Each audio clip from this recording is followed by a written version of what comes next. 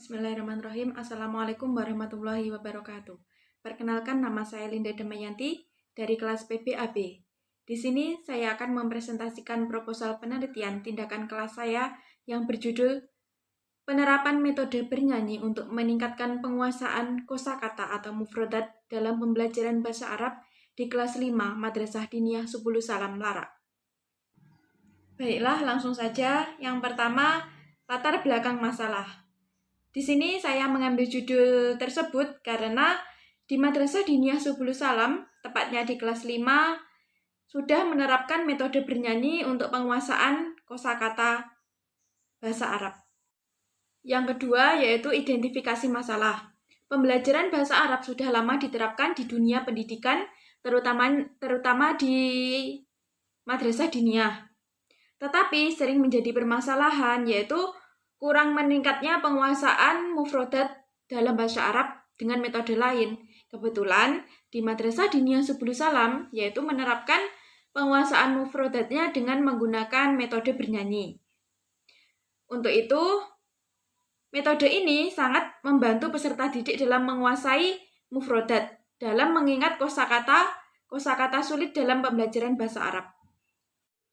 Yang ketiga yaitu rumusan masalah. Untuk rumusan masalahnya di sini peneliti mengangkat yaitu bagaimana penerapan metode bernyanyi untuk meningkatkan penguasaan mufrodat dalam pembelajaran bahasa Arab di kelas 5 Madrasah Diniyah Subul Salam Lara. Dengan adanya rumusan masalah tersebut, maka peneliti merumuskan tujuan penelitian yaitu untuk mengetahui bagaimana penerapan penguasaan mufrodat atau kosakata dalam pembelajaran bahasa Arab di kelas 5 Madrasah Diniyah Subul Salam Lara.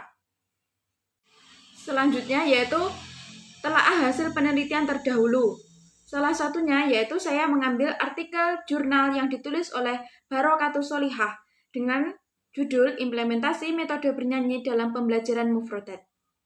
Dalam penelitian ini, penerapan metode bernyanyi yaitu memperkenalkan nyanyian baru, kemudian menyanyikan seluruh bagian lagu, kemudian baru menyanyikan dari bait per bait.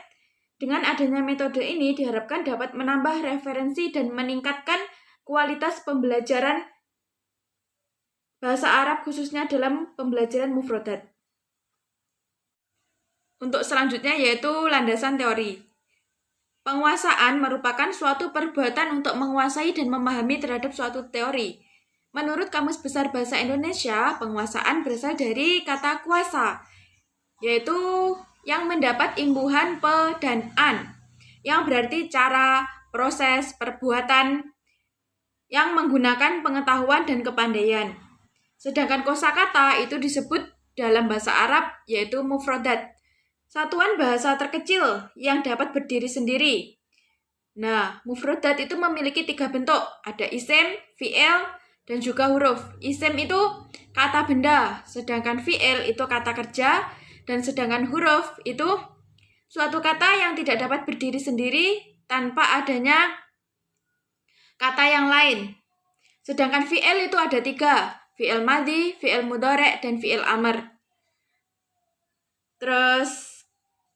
Jadi dari pengertian tersebut dapat ditarik kesimpulan kosakata atau mufrodat itu adalah kumpulan kata atau hasanah kata yang diketahui seseorang dan merupakan bagian dari suatu bahasa.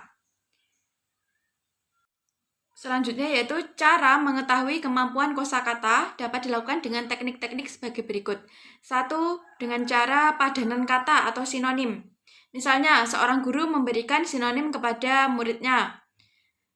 Misalnya sinonim dari kata nadhara atau melihat itu bisa saja dengan syahada, menyaksikan.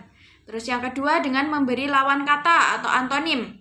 Bisa juga contohnya kata kabir, besar, itu lawan katanya sogir, kecil. Terus yang ketiga memberikan asosiasi makna. Guru menjelaskan kata madrasah misalnya dengan padanan kata yang lain. Ada ruang lingkupnya itu seperti madrasatun, terus faslun, terus kursiun, makadun, seperti itu. Berarti madrasah itu erat hubungannya dengan artinya yaitu sekolah.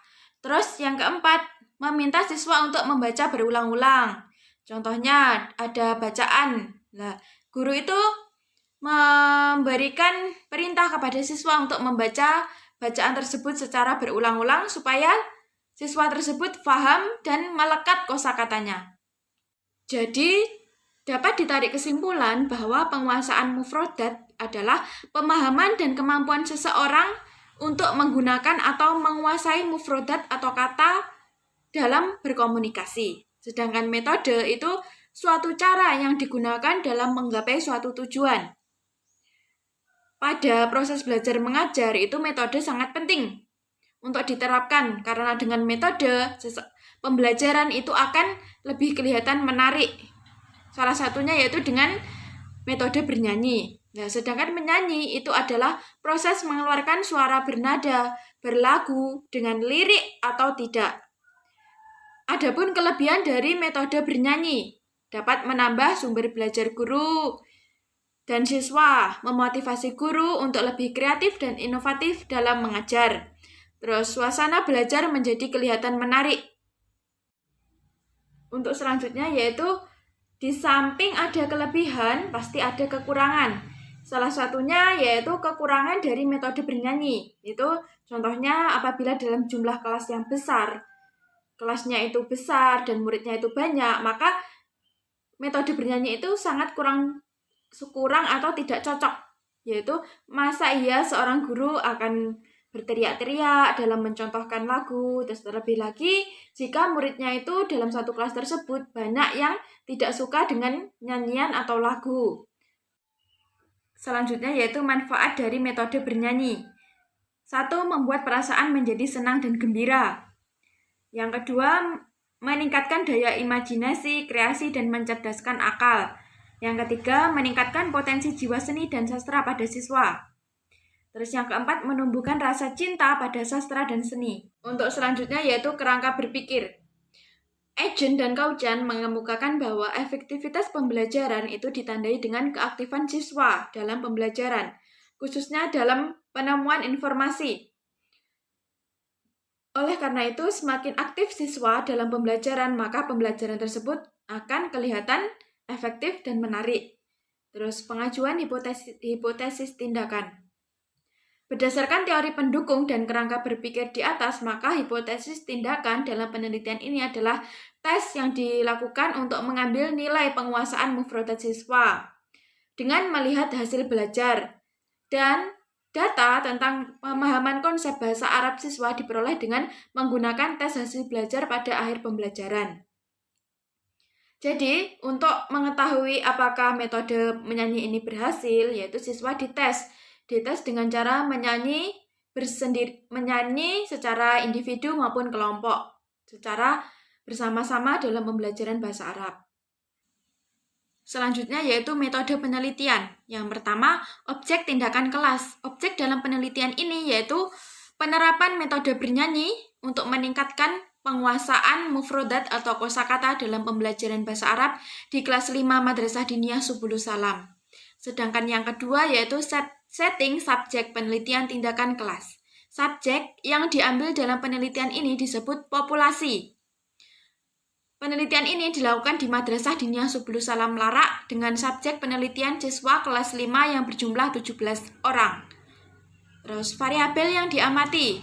Variabel yang diteliti pada judul penerapan metode bernyanyi untuk meningkatkan penguasaan mufrodat pada pembelajaran bahasa Arab di kelas 5 Madrasah Diniyah Subulus Salam ini yaitu penerapan metode bernyanyi dan penguasaan mufrodat bahasa Arab. Sedangkan prosedur pelaksanaan penelitiannya itu ada perencanaan, pelaksanaan, pengamatan, dan juga refleksi. Yang pertama yaitu perencanaan. Yang pertama yaitu membuat konsep atau skenario pembelajaran dalam menerapkan metode bernyanyi. Yang kedua, membuat gambar bagian tubuh manusia sesuai dengan materi yang digunakan untuk metode bernyanyi. Terus menyiapkan lembar tes, membuat simulasi perbaikan. Terus yang kedua yaitu pelaksanaan. Yang pertama, guru melaksanakan atau mempersiapkan perlengkapan pembelajaran.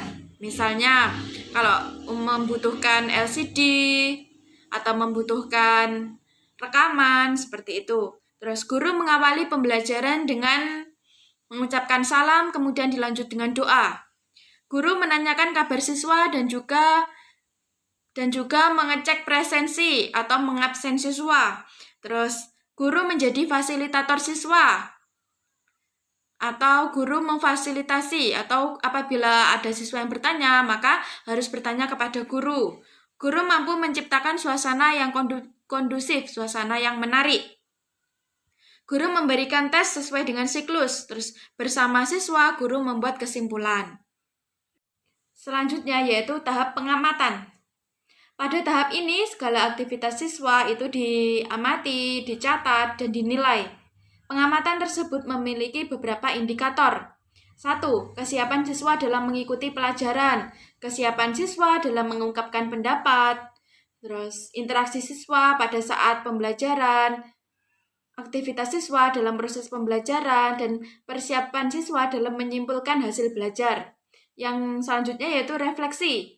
Untuk mengetahui ketercapaian dan keberhasilan proses pembelajaran, maka tahap refleksi meliputi mencatat hasil observasi dan pelaksanaan pembelajaran, kemudian evaluasi hasil pembelajaran. Yang ketiga, analisis hasil pembelajaran, memperbaiki kelemahan siklus 1 untuk dilakukan perbaikan pada siklus 2. Seperti itu. Baiklah, cukup sekian presentasi dari proposal saya. Apabila ada kurang lebihnya, saya mohon maaf yang sebesar-besarnya. Akhirul kalam. Wassalamualaikum warahmatullahi wabarakatuh.